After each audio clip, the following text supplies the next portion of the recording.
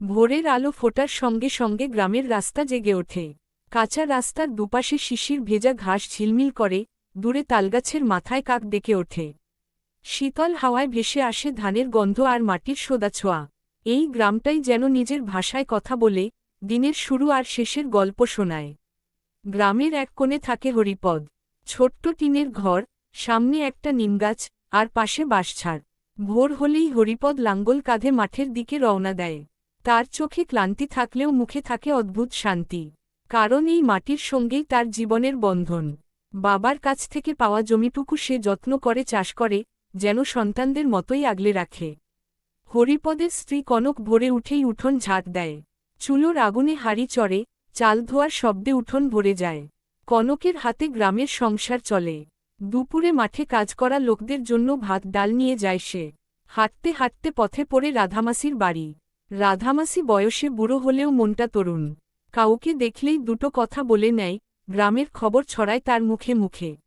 গ্রামের স্কুলটা ছোট হলেও প্রাণবন্ত। শিক্ষক সুধীরবাবু প্রতিদিন সময়মতো আসেন। বাচ্চাদের তিনি শুধু বই পড়ান না, শেখান মানুষ হওয়ার পাঠ।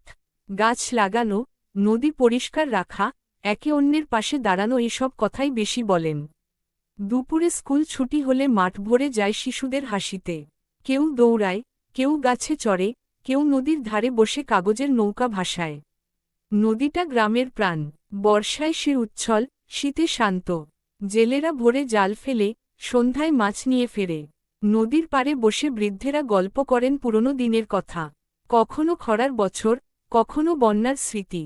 কষ্টের গল্পের মাঝেও তারা হাসেন, কারণ তারা জানেন একসঙ্গে থাকলেই সব পার হওয়া যায়। বিকেলের দিকে গ্রামটা আবার অন্য রূপ নেয়।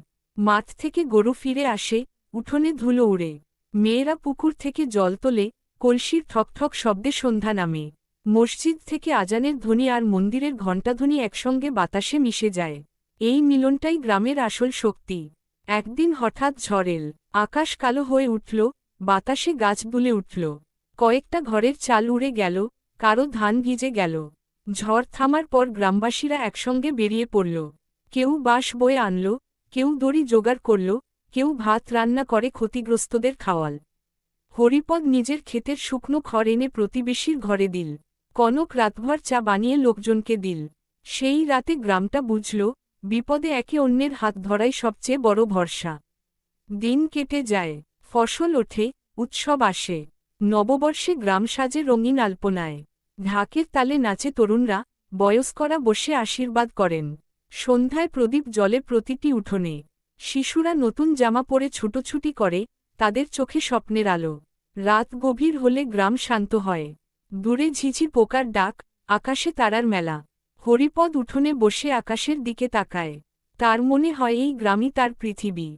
এখানে কষ্ট আছে, আছে আনন্দ, আছে মানুষের উষ্ণতা। শহরের মতো ঝলমলে না হলেও গ্রামের জীবনে আছে সত্যিকারের শান্তি।